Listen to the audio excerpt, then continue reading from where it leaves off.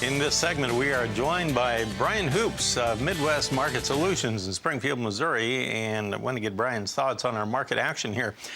Brian, I was kind of watching the soybean trade here in the last few minutes, and it has really come off of its earlier lows when it had a steep decline early this morning. Let's run through these quotes here, and then I want to get your take on this. On the corn first.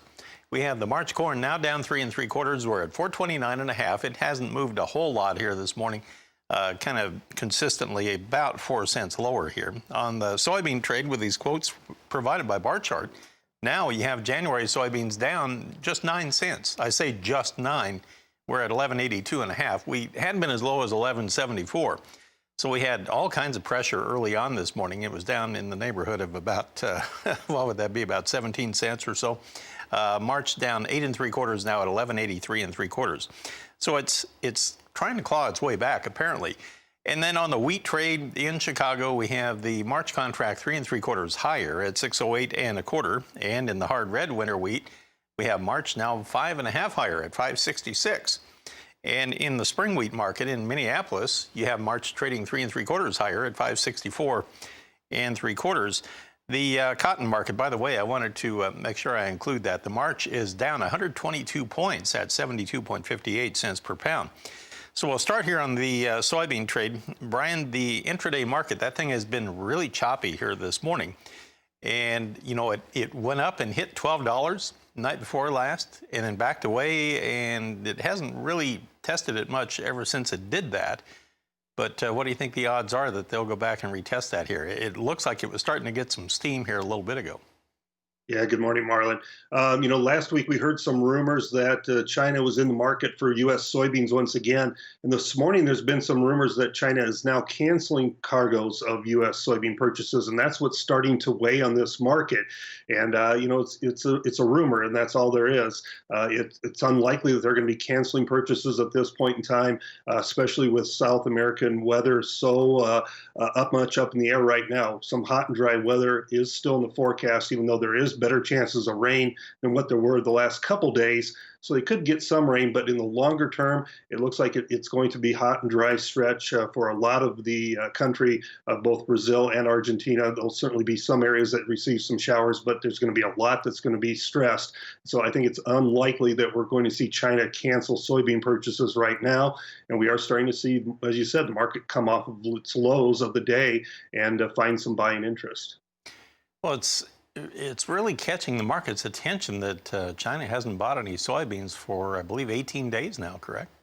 Right, exactly. And you can really see that in the spread market. Back in October, when China was an aggressive buyer buying for almost 30 days in a row, the spread from January to the May contract had inverted by about 40 cents. And since that time, since, as you mentioned, China's been out of the market for 15, 18 days, that spread has now gone back to about even money, meaning that there's really no carry out to May, but there's no incentive to sell it right now for January compared to that May contract. You can see those numbers are almost exactly the same, as that spread has corrected on the lack of any buying interest here that we've seen recently. So, China has probably purchased everything they need from into January, maybe even into early part of February. Then after that, they start to rely on South American supplies, and it's still kind of up in the air if South America will be able to supply what China needs, or if they're going to have their own crop problems because of hot and dry weather.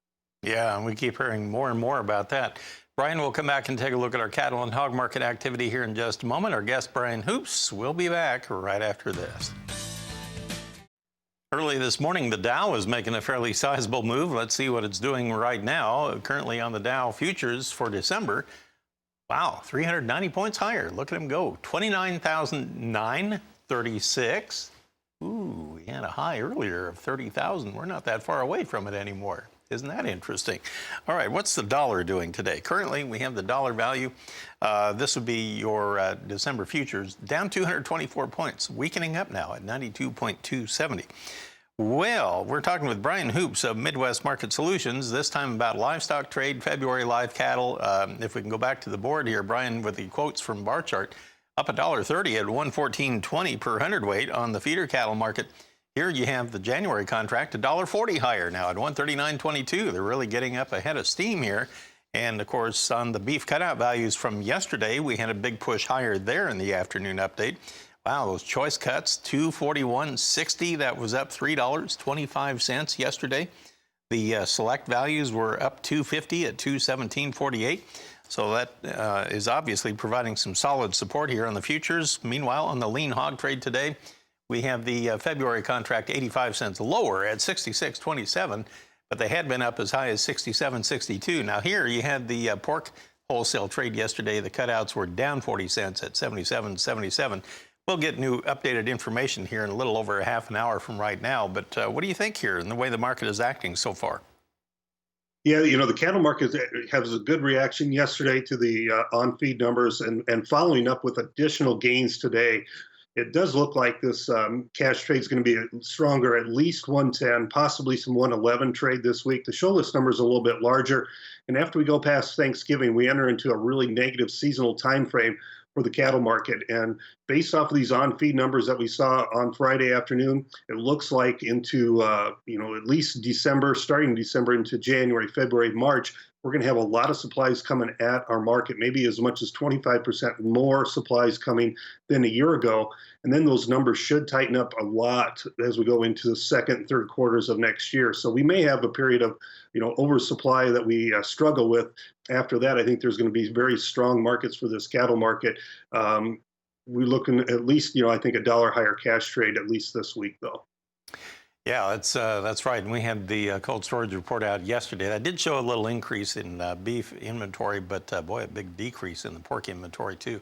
Brian, good stuff. Thank you. I appreciate it very much. Brian Hoops of Midwest Market Solutions in Springfield, Missouri, with a look at our markets here at midday. Christina, back to you.